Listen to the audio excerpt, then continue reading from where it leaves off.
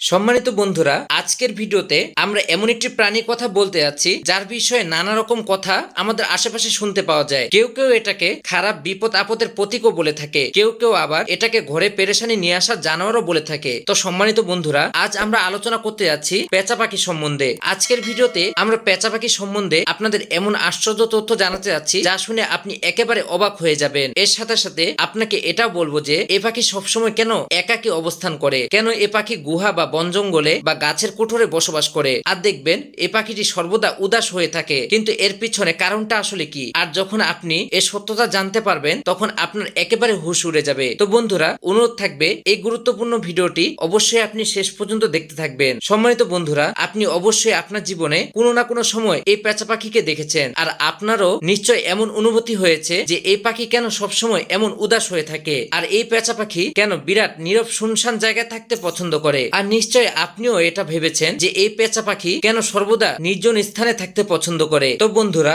আজ আমরা আপনাদের এর পুরো সত্যতা বলবো যে আসলে এর কারণ কি, এবং আজকে আমি যা বলবো তা শুনলে আপনি একেবারে অবাক হয়ে যাবেন। হতে পারে আপনি আপনার জীবনে আজ তা প্রথমবার শুনছেন। তো বন্ধুরা, একবার এক ব্যক্তি হযরত ইমাম জাফর সাদিক রহমতুল্লাহি আলাইহির কাছে এসে জিজ্ঞেস করলেন, হে ইমাম জাফর সাদিক, আমাকে বলুন কেন এই পাখিটি সর্বদা নির্জন স্থানে থাকতে পছন্দ করে, কেন এটি সর্বদা দুঃখী হয়ে থাকে। তো হযরত ইমাম জাফর সাদিক রহমতুল্লাহি আলাইহি যখন এই কথাটি শুনলেন তখন তিনি বললেন, হে ব্যক্তি, এই পাখিটিকে আজ তুমি যেমন দেখছো এটি সর্বদা এমন ছিল না। এই পেঁচা পাখি আগে নির্জন স্থানে বসবাস করতো না এবং সে এতটা দুঃখী ছিল না। এই পাখির সাথে এমন একটি ঘটনা ঘটেছিল যার পর থেকে পাখিটি এরকম হয়ে গিয়েছে। এ কথা শুনে লোকটি বলল, হে ইমাম জাফর সাদিক, এই পাখির সাথে এমন কি ঘটেছিল যার কারণে সে এরকম হয়ে গিয়েছে। তখন হযরত ইমাম জাফর সাদিক রহমতুল্লাহি আলাইহি বলেন যে, হে ব্যক্তি, এই পাখিটি এমন একটি পাখি যা রাসূল সাল্লাল্লাহু আলাইহি ওয়াসাল্লাম ও তার পরিবারের লোকদের অনেক ভালোবাসতো এবং মহব্বত করত, এবং সে প্রথমে নির্জন স্থানে বসবাস করত না, কিন্তু যখন কারবালার উত্তপ্ত ময়দানে সে হৃদয় বিদারক কাহিনী দেখেছিল এরপর থেকে সে একাকী বসবাস করতে শুরু করে দেয়। যখন এই পাখিটি জানতে পারলো যে ইমাম হুসাইন রাদিয়াল্লাহু তাআলা আনহু তার সঙ্গী সাথী এবং কাফিলার সাথে উত্তপ্ত কারবালা ময়দানে আটকে পড়েছেন এবং ইমাম হুসাইন অনেক বিপদের মধ্যে রয়েছেন, তখন পেঁচা পাখিটি 61 হিজরি 9 মুহররম রাতে কারবালার মাঠে গিয়ে পৌঁছে যায় এবং সে ইমাম হুসাইন রাদিয়াল্লাহু তাআলা আনহুকে গিয়ে বলল, হে নবীর আদরের নাতি ইমাম হুসাইন রাদিয়াল্লাহু তাআলা আনহু, আমার জন্য কি হুকুম রয়েছে। তখন ইমাম হুসাইন রাদিয়াল্লাহু তাআলা আনহু পেঁচাকে বলল, হে পেঁচা পাখি, তুমি এখান থেকে চলে যাও, কারণ কাল এখানে নবীর পরিবারের সাথে এমন কিছু ঘটতে যাচ্ছে যা দেখার মতো নয়, যা দেখলে তুমি সহ্য করতে পারবে না। তো পাখিটি একথা শুনে খুবই বিরক্ত হয়ে গেল এবং ইমাম হুসাইন রাদিয়াল্লাহু তাআলা আনহুকে বলল, হে হুসাইন, আমি এখান থেকে একটুও যাব না, আমি এখানে থাকবো এবং যতক্ষণ পারি আপনার সাহায্য করব। এ বলে পাখিটি অনেক জেদ করতে লাগলো। তখন ইমাম হুসাইন রাদিয়াল্লাহু তাআলা আনহু পাখিটিকে সেখানে থাকার অনুমতি দিলেন। এরপর 61 হিজরি 10 মুহররম কারবালার সম্পূর্ণ ঘটনা এই পাখিটি নিজের চোখে দেখেছিল। পাখিটি নিজের চোখে দেখেছিল